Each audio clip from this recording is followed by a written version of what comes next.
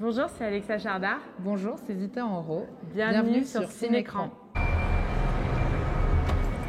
Joachim Mage, harcèlement, menace, violation de domicile. C'était au moment de notre séparation. Laura, c'est Chirine, la copine de Joachim. J'ai eu un accident et il m'a fait enlever de l'hôpital. J'avais envie de traiter de ce sujet, mais en vérité, j'ai un attachement plus évident, immédiat et profond avec mes personnages. C'est-à-dire qu'une fois que j'ai commencé à y penser, à les écrire, je veux qu'ils existent. Et je veux que, si possible, on ne les oublie pas. J'ai envie que les spectateurs aient l'impression d'avoir fait connaissance avec eux et les gardent en sortant de la salle. Il est complètement parano, j'ai peur. T'écrivais à qui? Personne. Fais voir.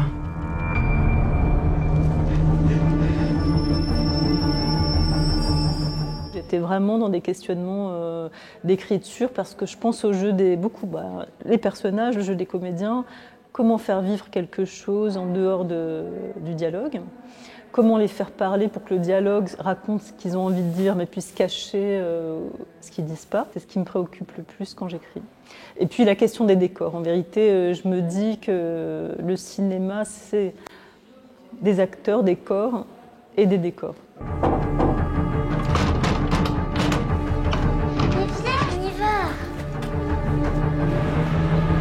Il est passé chez moi ce matin, il l'a emmené alors que c'était pas prévu. Et j'ai eu énormément d'intérêt à lire ce scénario et parce que tout de suite j'ai compris l'ambiance, l'imaginaire de Nathalie et j'ai trouvé qu'il était particulièrement bien écrit, bien équilibré et très fin dans l'approche des choses.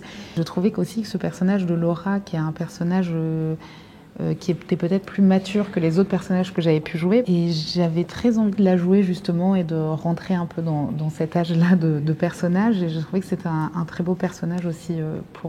C'était une belle occasion aussi pour moi d'aborder toutes ces questions comme ça à travers ce personnage. T'as fait tes devoirs? Je les ai pas finis. Ah bah va les faire. Non, je les finirai demain, là j'ai plus le temps. On m'a dit les devoirs c'est maintenant. C'est pas au dernier moment, sinon on sort pas. Tu devais les faire, on était d'accord. Moi j'ai jamais dit que j'étais d'accord et en plus ce que tu fais c'est du chantage. J'ai commencé par écrire le personnage de Laura et dans son rapport, dans cette idée d'une femme qui a vécu une histoire violente qu'on découvre sans le savoir, avec cette idée justement d'un passé qu'on ne comprend pas, quelque chose de caché. Elle est démunie parce que aussi elle vit seule avec son enfant depuis longtemps et qu'elle porte plein de choses. Eve, je suis sûre qu'elle les a fait elle. Eve, elle a une mère sympa qui gagne de l'argent et qui lui paye son voyage. Le plus grand enjeu en fait pour moi dans ce film, c'était comment elle regarde cet enfant, comment elle l'écoute, comment elle l'accompagne. Qui elle est comme mère, qu'est-ce qu'elle et vraiment ça m'a beaucoup interrogée et j'avais vraiment à cœur d'essayer de donner vraiment pas mal de nuances aussi parce que je trouve que cette relation avec sa fille est très belle. Je trouve que toutes les relations fonctionnent vraiment très bien, que ce soit le personnage d'Alexia et Bastien ou nos deux personnages quand ils se rencontrent ou même la relation que tu as aussi avec Lou, avec le personnage de la petite fille. Mais c'est vrai que là, il y a quelque chose, l'enfant, c'est vraiment un personnage clé dans l'histoire. Il y a quelque chose qui joue chez cet enfant qui est très important, je pense, pour le film et qui donne du sens aussi à tout le récit. Ok, va dans ta chambre, je sens que je m'énerve. Non. Va dans ta chambre. Non. Va dans ta chambre! T'es complètement folle. Tu peux pas me forcer à faire mes devoirs. Me prendre par la main et me forcer à écrire. Dépêche-toi, je t'assure que ça va mal finir. D'accord? J'en peux plus, je suis toute seule, je n'en peux plus! Ensuite, j'ai voulu raconter la nouvelle vie de Joachim, la question de la responsabilité éventuelle qu'on peut avoir par rapport à l'autre femme. Et puis, dans un jeu scénaristique, ça me permettait de raconter en quelque sorte le passé de Laura, sans avoir à faire de flashback, puisque Chirine incarnait à sa façon, disons, la relation qu'elle avait pu avoir avec lui plus jeune. C'est un personnage qui, dans un premier temps, communique pas énormément. Donc on ne sait pas trop ce qu'elle a dans la tête, on ne sait pas trop ce qui se passe. Elle a l'air quand même vachement plus absorbée par son métier. Et c'est en effet dans un deuxième temps, quand elle est avec Laura, qu'elle commence là vraiment à se libérer, à lâcher prise. Et c'est vrai qu'en effet, il y a ce parcours avec Lou aussi, parce que même la petite fille la protège aussi.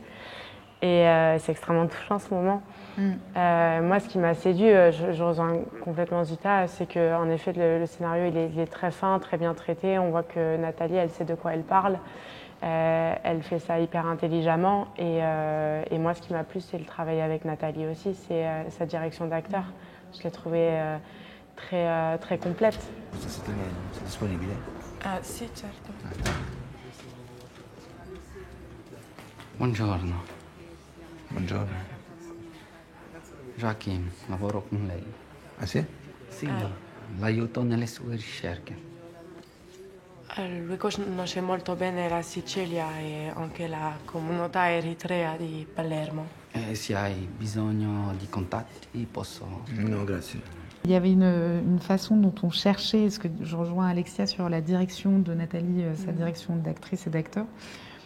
En fait, on cherchait comme ça dans le détail, on prenait le temps et il y avait quelque chose de très sensible. Et aussi, on sait que Nathalie porte ce film depuis longtemps, donc il y a un engagement aussi qui est différent de notre part parce qu'il y a quelque chose, on sait ce que c'est que porter ce genre de film et que exactement. Et donc voilà, c'était. Il y a vraiment de la prise de risque sur tout le long du tournage, dans tout quoi, dans tout ce qu'on faisait. Ouais, elle essaye aussi et puis elle adore chercher quoi. On l'avait ressenti dans nos scènes. On n'a pas beaucoup de scènes ensemble. Mais justement, c'était super intéressant parce qu'on a gratté la scène. Quoi. On l'a fouillé, on est dans plein de directions parce qu'il fallait trouver le rapport juste entre Chirine et Laura, comment elles se transmettent voilà, ce courage, cette liberté, cette naissance d'indépendance, quoi, et comment elles sont réunies par les mêmes drames, mais aussi par une force commune aussi. Et donc, du coup, c'était génial, quoi. Le peu de scènes qu'on avait ensemble, c'était un grand plaisir. Tu peux peut-être lui parler, toi. T'es la mère de sa fille, si tu lui parles, il t'écoutera. Faut aller voir la police, Chérine, pour qu'ils comprennent que maintenant, entre lui et toi, il y a la loi. Ce qui m'a vachement plu au scénario, c'est que on débarque dans les vies de ces femmes. Et on arrive dans une histoire qui a déjà commencé longtemps avant. Et moi, ce que j'ai bien aimé justement par rapport à Laura, c'est aussi un peu le silence qui l'entoure, quoi. Je trouvais qu'il y avait quelque chose, c'est un personnage qui est, quoi, c'est une femme qui est pas mal dans... Il y a de la solitude et je trouvais ça beau justement qu'il y ait un peu du silence autour d'elle alors c'est vrai que je me suis pas posé 1000 questions avant ce qui s'était passé bizarrement, alors qu'il y a des moments j'aime beaucoup le faire, mais là justement j'essayais plus de comprendre son rythme et de en fait où justement moi j'ai mis pas mal d'attention, c'est vraiment la relation à Lou, à la fille, à la petite fille. Je me suis dit mais comment elle est avec cette petite fille et comment elles vivent toutes les deux et comment. Mais c'est vrai qu'il y a une dimension un peu silencieuse chez elle et délicate comme ça parce qu'elle a vécu toutes les choses que Chérine a vécues aussi. Et donc voilà, elle se reconstruit doucement et discrètement aussi. Et c'est ce que j'aime bien, la discrétion dans cette histoire. Je te préviens, si tu montes, j'appelle les flics. Rappelle-les tes amis électriques, là.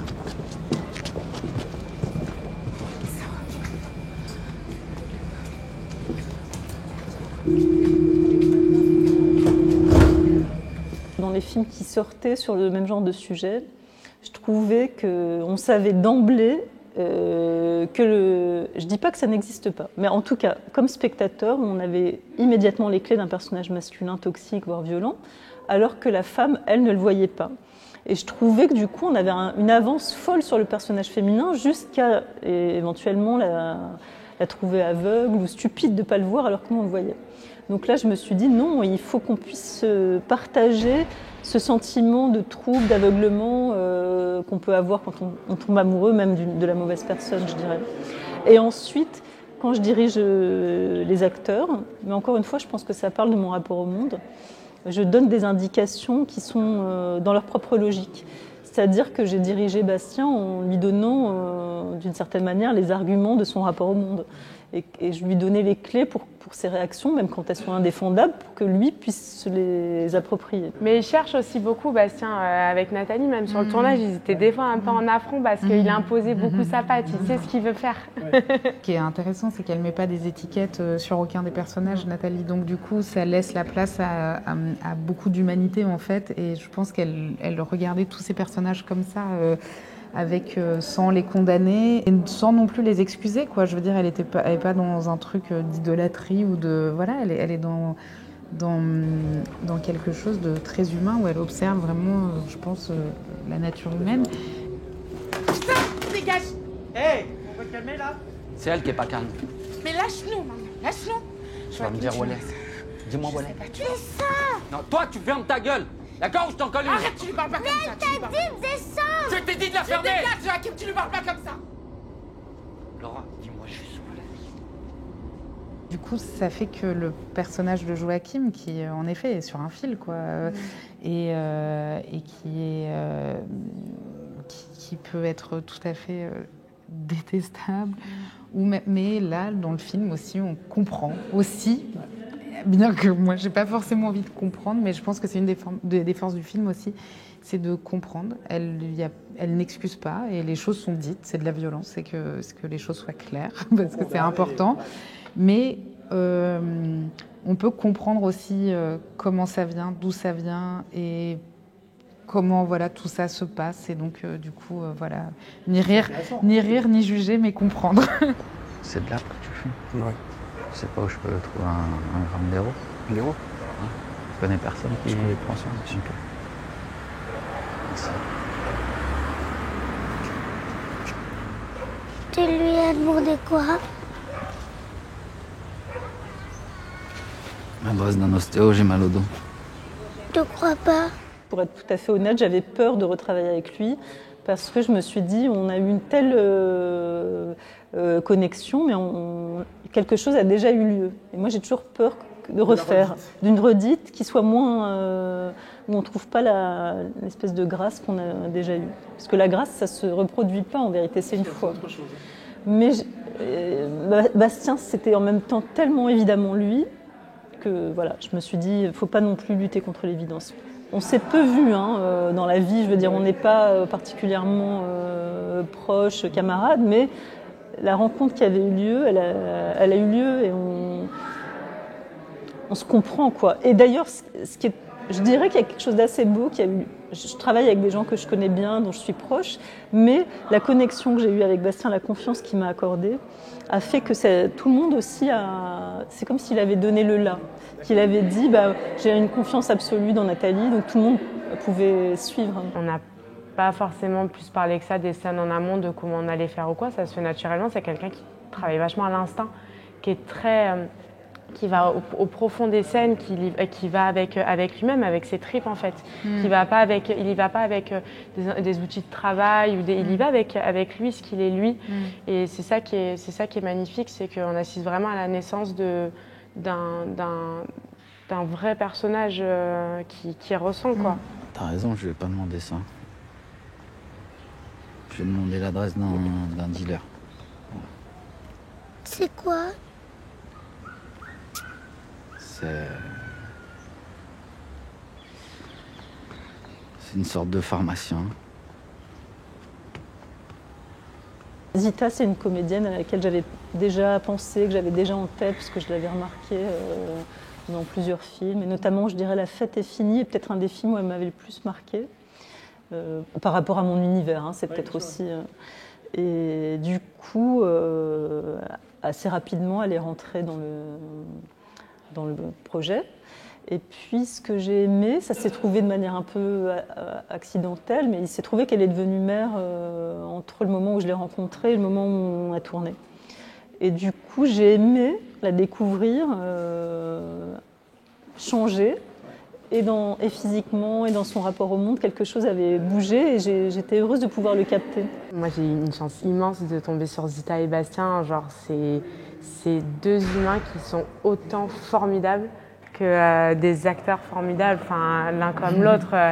Moi, je me suis beaucoup nourrie de ce qu'ils étaient devenus. Les deux sur le tournage, ils m'ont parlé de leur expérience quand j'avais des doutes, parce que c'est un métier de doute, un métier de crainte. Et ils ont tous les deux été à l'écoute, ils m'ont rassurée, ils m'ont parlé. Et Bastien, c'est quelqu'un en dehors de ça, c'est quelqu'un de hyper drôle. Senti, allora quando ci rivediamo? La settimana prossima? Però non oltre mercoledì perché mercoledì sera sono ad Atene. Martedì mattina, Potete quindi? mettervi d'accordo per telefono, no? Certo che possiamo, però preferisco farlo adesso, va bene? È uguale.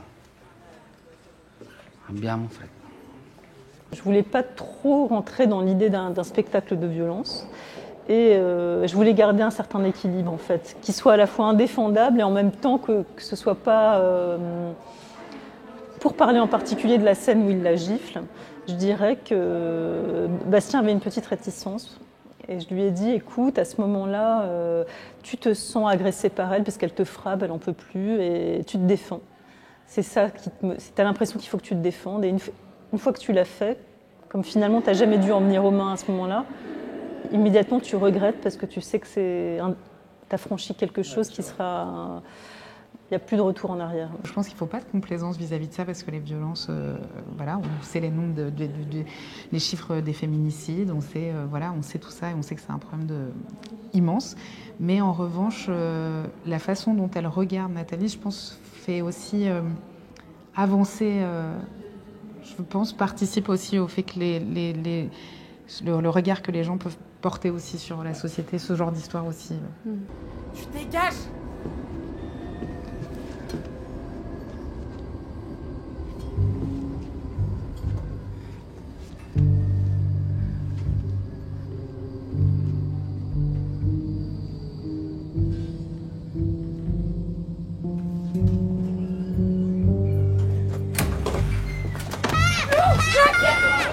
Je pense qu'il y a 10 ans, je pense que peut-être je n'aurais pas absolument compris où était le problème.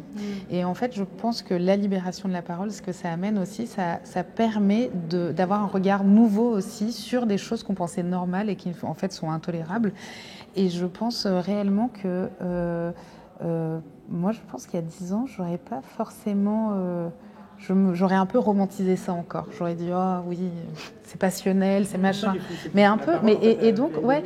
Et je pense que vraiment, où la parole est bénéfique, en plus d'aider les personnes qui sont victimes, mais justement, c'est aussi de permettre à la société de s'éveiller en fait à ça et de regarder les choses et de reconnaître les choses. Et je pense que peut-être que moi, j'aurais pas forcément reconnu... le vrai problème, quoi. Et en effet, c'est hyper intéressant de voir que soi-même, son regard change énormément, quoi. Et donc, c'est pour ça, je pense qu'il faut accompagner encore plus cette parole et d'être à l'écoute de ça et même si ça fait peur, c'est vertigineux parce que ça remet en question aussi des comportements que nous-mêmes on avait. Mais je pense que voilà, il faut accepter ce vertige et se dire bon bah. On a notre part de responsabilité aussi, bien qu'on ne veuille pas, mais aussi, ouais.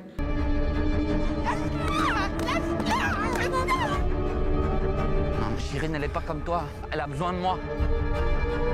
Donne ton téléphone. Mais on vient tous les deux du Sud, donc on est vraiment des filles du Sud. Donc nous, ce genre de lumière, c'est notre maison, quoi. Mais pour moi aussi, c'est vraiment là où j'ai l'impression que c'est le plus logique pour moi, en fait, d'être dans ce genre de lumière physiquement, quoi. C'est comme s'il y avait un truc qui... Et donc, je pense que oui, ça a participé au film et à la façon aussi dont on... Ouais, je pense que pour Laura, il y a eu un truc d'autonomie, d'indépendance et quelque chose qui s'ouvre. Comme moi, il y avait quelque chose qui s'ouvrait chez moi pendant le film, d'être au contact de cette lumière-là. Et puis, donc peut-être que oui, ça participe en tout cas. Mais moi, j'ai adoré découvrir Nice, je ne connaissais pas du tout. Oui, pas trop non plus. C'est une ville dans laquelle j'ai grandi, une grande partie de mon enfance et de mon adolescence. Et je la connais très bien. Et chaque fois que j'y retournais, je me disais, j'aimerais filmer cette ville. Parce qu'elle est finalement assez peu filmée dans sa globalité. On la connaît, et à juste titre, pour sa beauté, son aspect de carte postale, mais j'aimerais pouvoir en montrer la variété. Et du coup, à l'occasion de ce premier film, je trouvais qu'effectivement, ça produisait l'effet dont vous parlez, c'est-à-dire un contraste entre la beauté, la luminosité et la noirceur de l'histoire. Parce que je trouve, en fait, d'un point de vue presque plus symbolique, que les histoires de violence intime, elles se passent alors qu'autour de les autres gens ne se rendent compte de rien. C'est-à-dire qu'on vit un drame qui peut être totalement à l'abri des regards. Et qui est de la beauté à l'extérieur et qui est cette violence vécue intimement, je trouvais que ça racontait un sentiment que peuvent avoir les femmes qui vivent ce genre d'histoire. Ti chiamo stasera senz'altro. Tieni. Grazie.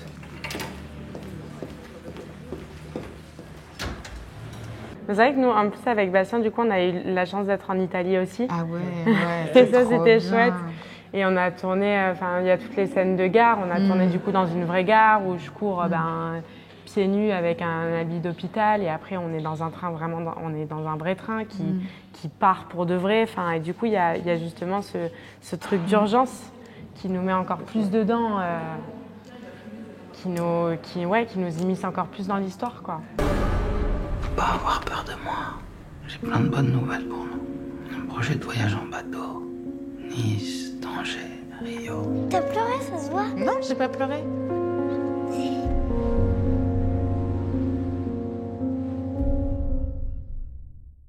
On savait pas trop quel film on allait voir parce que comme Nathalie c'est quelqu'un qui cherche beaucoup sur le tournage, on a eu beaucoup de versions de chaque scène en fait, et on savait pas ce qu'elle allait garder et à quoi le film allait ressembler.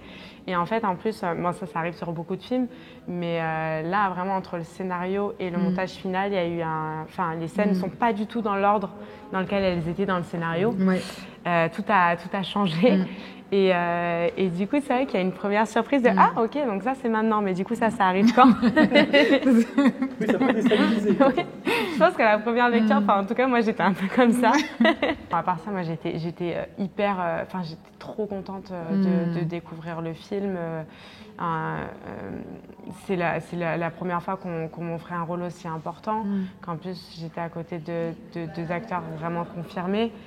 Et du coup, je pense que du bonheur de pouvoir voir ça et de pouvoir faire partie de ça. Même si le tournage était bien, il y avait des scènes qui pour moi n'étaient pas du tout faciles, notamment les scènes de violence quand l'enfant est là. Je frisais quoi, je bloquais. Plus comme je venais d'être maman d'une petite fille, j'étais genre non, faut les préserver. Il y a vraiment un truc. Et donc, je pense qu'il y a des scènes où la première fois, quand je l'ai vu, il y a des choses, j'ai eu un sentiment d'inconfort aussi à plein d'endroits parce que des choses que je trouve qui sont très bien racontées. Et donc, j'étais troublée parce qu'il y a des choses vraiment intimes aussi et très secrètes, quoi. Je voyais des moments aussi où moi, Zita, j'étais démunie. Et donc, je me disais, oh là là, c'était un peu troublant. Et ce qui est drôle, c'est que la première fois quand j'ai vu le film, enfin c'est drôle, je sais pas, mais j'ai eu énormément d'empathie pour Joachim. Et je me suis dit, oh là là, et tout. Voilà. Et la deuxième fois, lorsque j'ai revu le film, et ben là, j'ai eu énormément d'admiration pour les personnages qu'on jouait, pour les femmes qu'elles étaient. J'ai eu vraiment un truc c'est un cœur de femme, mais tout avec la petite fille, avec la belle-mère aussi, avec la mère du personnage que joue Bastien. Je trouve qu'il y a un truc qui circule comme ça entre les 4 personnages féminins où voilà, ça m'est apparu très fort, quoi, ça, et je les ai trouvées très belles aussi et très à la fois fragile et aussi avec beaucoup de force, quoi. Mais même physiquement, dans la façon dont elle nous filme aussi, je trouve qu'on est bien campé, quoi. On n'est pas des toutes petites choses, quoi. Je trouve qu'on est quand même, on est là. Non mais parce que